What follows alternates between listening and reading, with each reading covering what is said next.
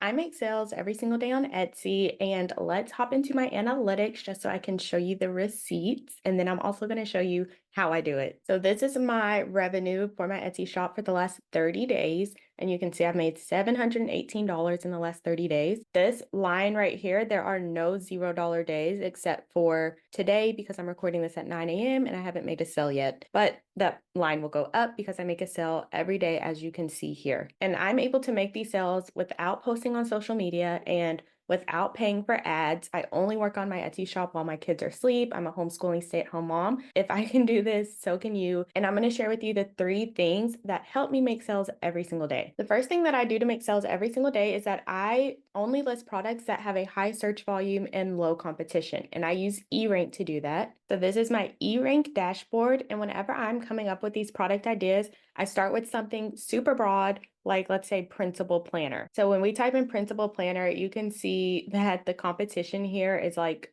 a lot, over 533,000. So let me tell you the criteria that I look for a product that has high search volume and low competition. For the average searches, I like it to be more than 300, and this is per month. So I like it to be more than 300 searches per month in this bar here. And then for the competition, I like it to be under 20,000. And so for me, that is usually a good product idea that has a high search volume and low competition. So to find ideas, I'd scroll down, make sure you're on the keyword ideas tab, and the keyword match, it just says default. And then you come down here and it gives you all of these other ideas. So if you're only seeing like 10 products right now instead of this whole list, you're just going to scroll down, and where it says rows per page, instead of, so mine says all, yours might say 10, but you want yours to say all. And that's how you're going to see all of the options. Okay, so now we're back up here at the top. So I always sort it by the lowest competition. So I want the low competition products to show first, and then I'm just scrolling through here until I see something that has more than 300 searches per month, which would be this one. You can see the competition is super low. It's less than the 20,000 mark, and it's an initiative tracker. And so if you're like, what the heck is that? You can always put this keyword into Etsy, and then it'll bring up the ideas and you can see what it is. But that's how I come up with these product ideas. So like Tetris, that might be trademarked. So I would kind of stay away from very popular things like, like Tetris, any movie titles, any artists, like Taylor Swift, or any shows like Bluey, Paw Patrol, like all of those things are usually trademarked. So if you recognize it, like this game Tetris, I would just stay away from those things just in case they're trademarked. You don't want to get any legal trouble. So like dementia activities. So that has more than 300 searches, less than the 20,000 competition. So that could be a good idea. So that's the process of how I use eRank to come up with product ideas that have a high search volume and low competition. And that's going to help you stand out because you're going to be targeting these smaller products that are still making sales rather than trying to compete in these categories that have a lot of competition. So this is how I'm able to stand out and my products are able to get found on Etsy. The second thing that I do to make sales daily on Etsy is that I make sure my listing photos are really good. And so let's go to Etsy and take a look at some listing photos. Okay, so this is a listing photo that I found. It's a best-selling product. You can see it has the bestseller badge here. One thing you want to make sure with your listing photos is that you have the title up here at the top. So when people are looking, because most shoppers are looking on their phone, so you want them to easily be able to read your product title so they know exactly what it is. So just looking at this, we know it's an editable weekly routine. This is typically for the kids. You can see here how it looks like it's for kids. It's editable, so that's something people want to know, like, can I edit this specifically for my child? And so with your listing photos, you want them easy to read. You want people to actually know what they're getting. So they get 700 cards. You always want to make sure, like, if there's pages, put like, 30 pages or however many pages there are. If it's editable, let people know that. So you always just, whatever potential question a customer may have, you want to make sure you answer it in your listing photos.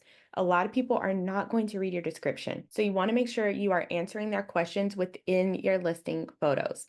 And so you can see here, you always also want to have a video in here, just something simple. So see, they're showing how you can change this from English to Spanish. So you can edit this however you want to. So that is great because now you're tapping into the people who speak English and also the people who speak Spanish. So you can change the language. So it lets you know you can change the language and the wording. And they let you know the sizes. So anything a potential customer may want to know, that's what your listing photos are for, are to answer these questions.